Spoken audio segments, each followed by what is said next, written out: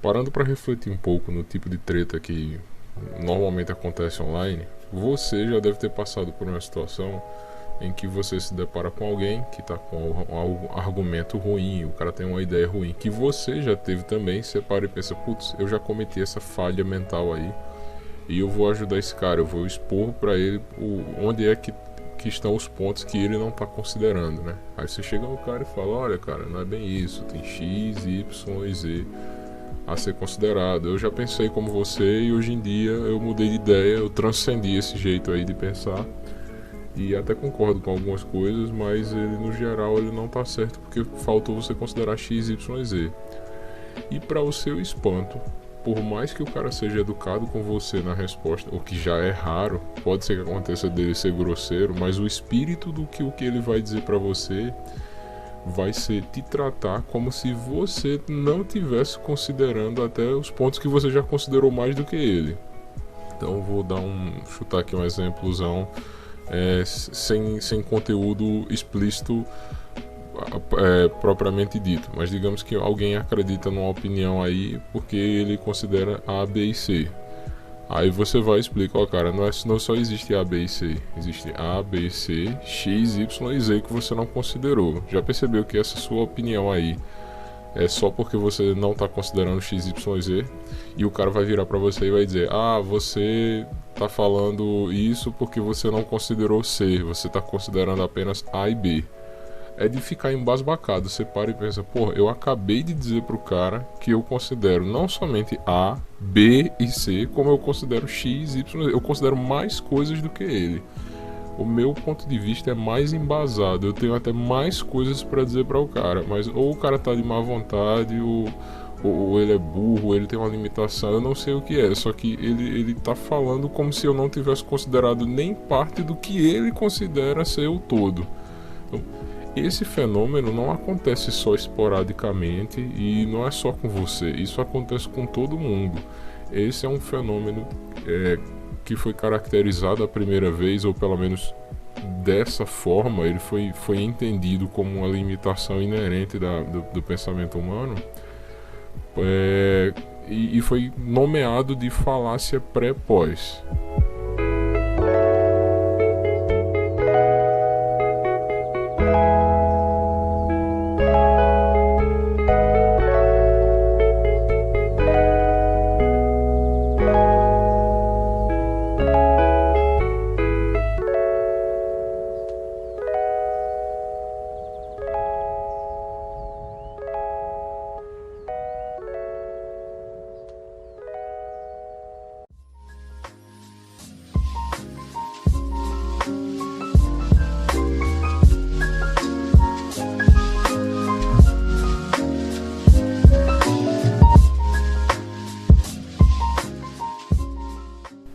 Para entender por que esse tipo de falha mental recebe esse nome pré-pós, você tem que entender o que é o pré e o que é o pós. É pré o que e pós o que. E aí eu tenho que fazer um pequeno resgate do trabalho de um estudioso. É até difícil classificar o cara, mas ele é um gênio.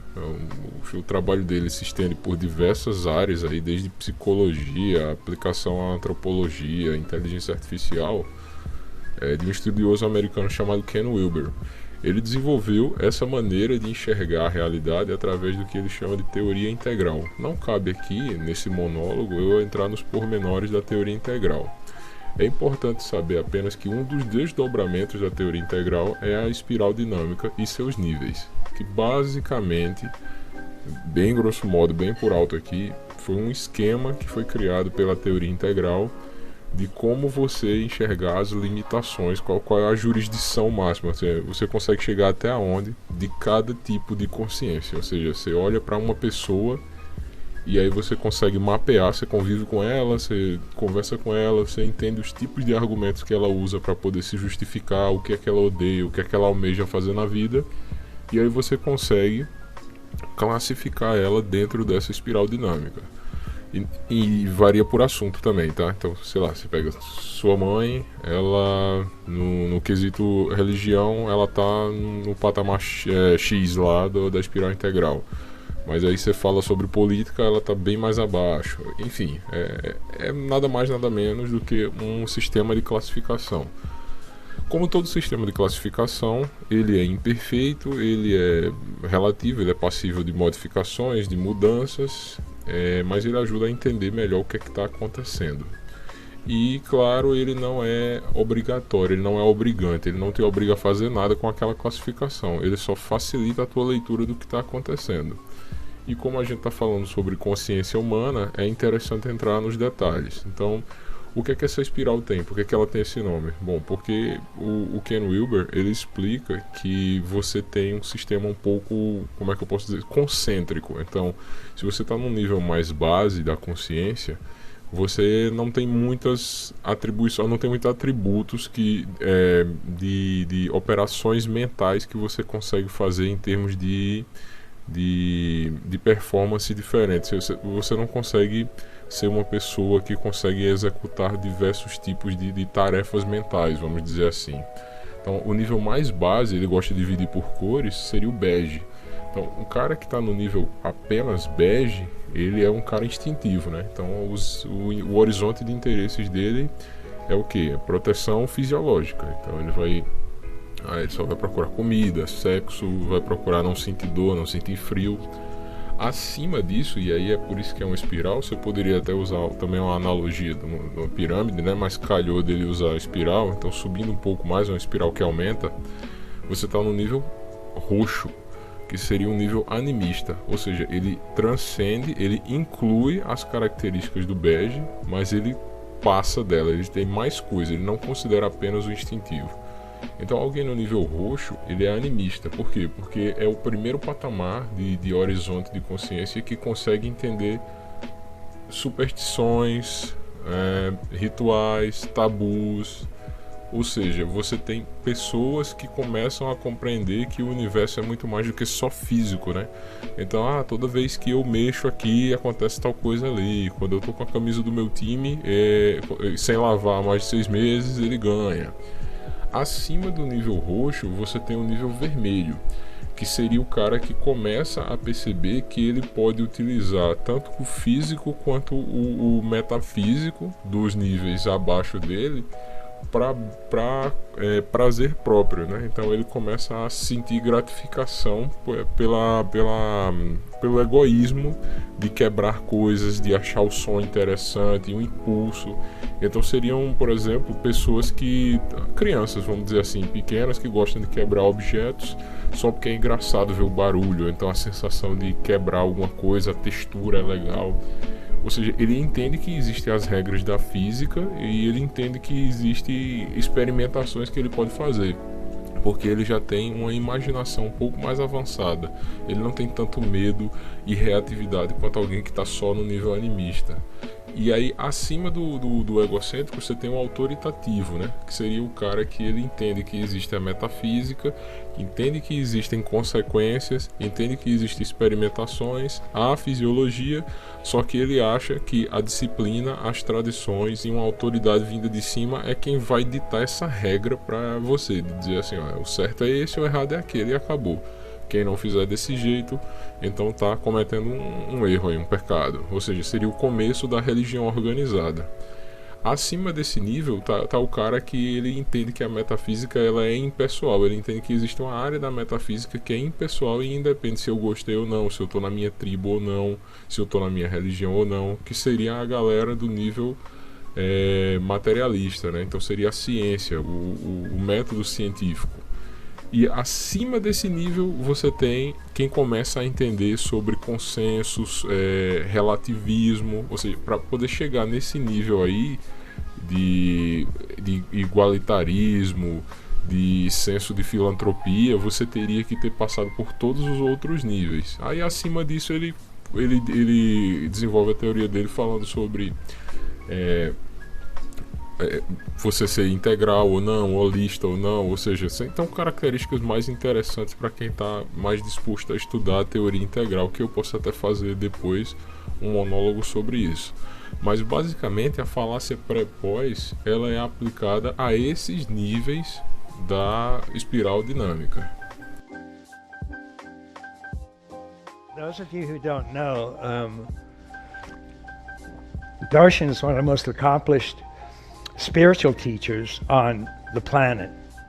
He has succeeded Junpo Roshi in an extraordinary advance in Zen practice, and it's exquisite what it does, and it makes Zen really available on a profound way for most humans who take it up.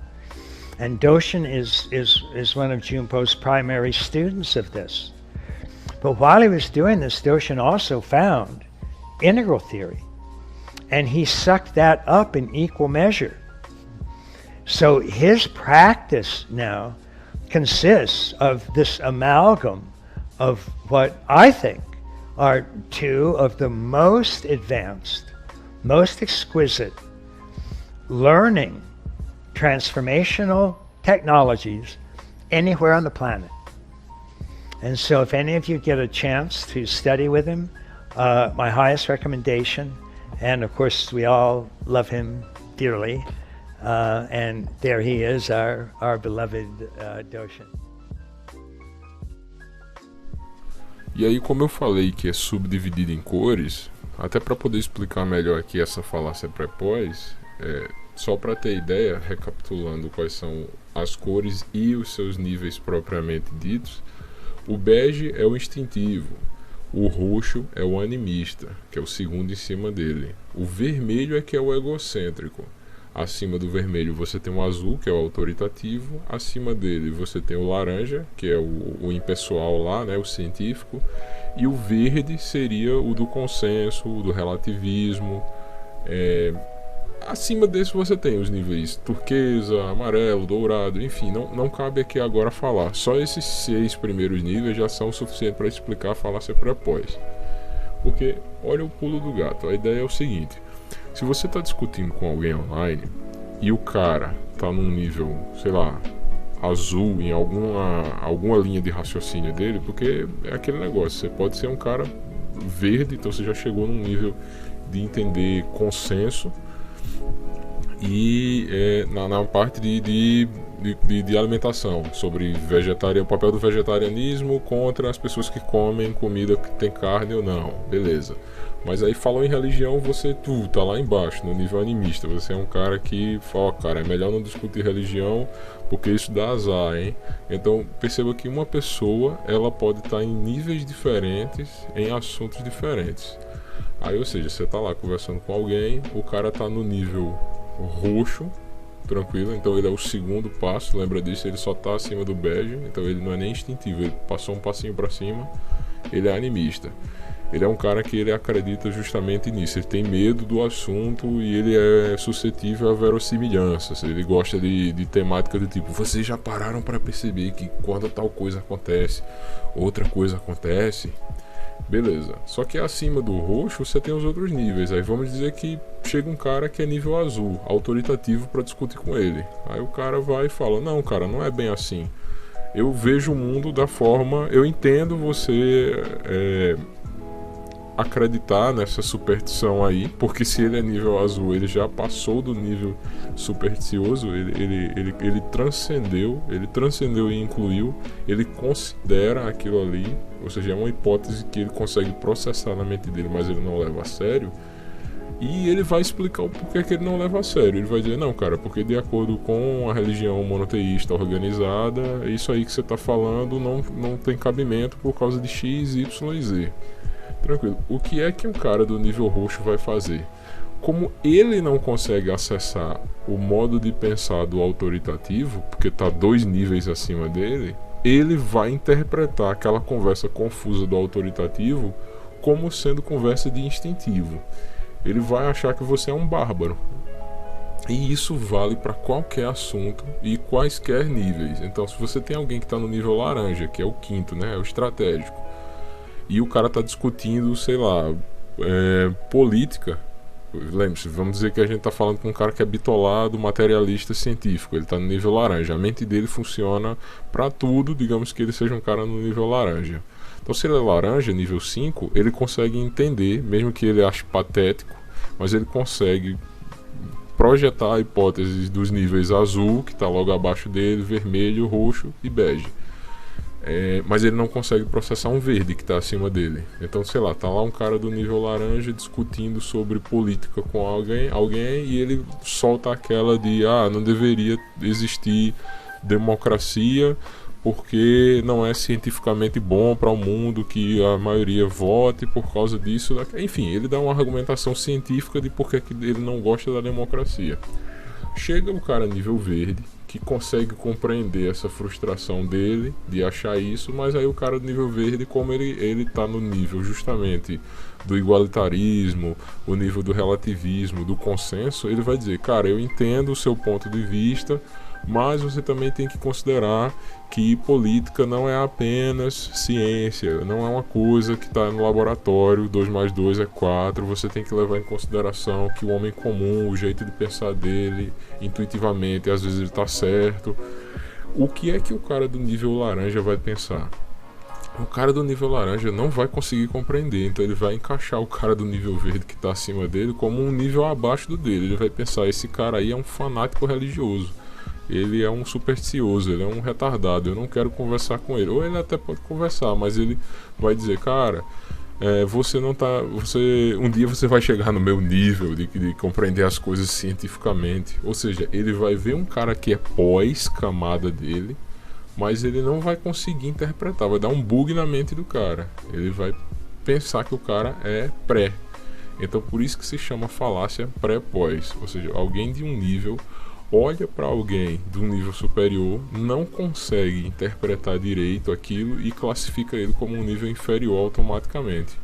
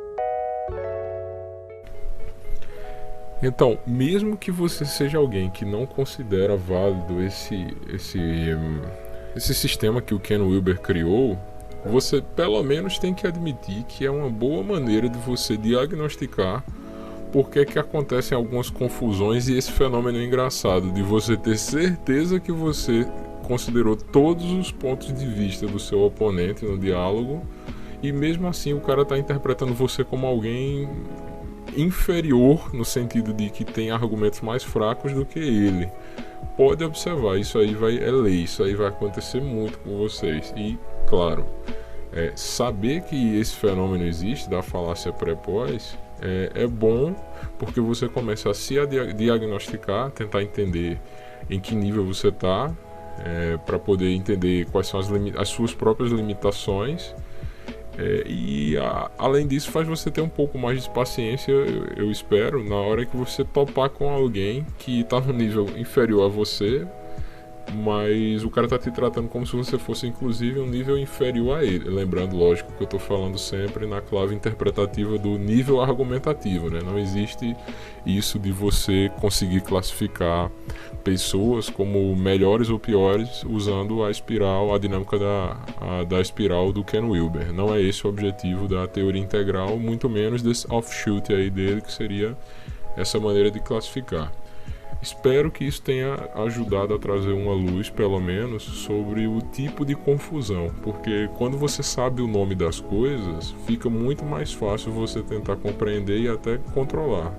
Ou seja, quanto mais informação a gente tiver sobre razões pelas quais você discute, mais fácil fica, com muito mais probabilidade de você não cair na besteira de discutir de forma agressiva ou de forma improdutiva. Então eu espero que isso tenha ajudado um pouco a pelo menos melhorar o nível de discussões em que você vai entrar a partir de hoje.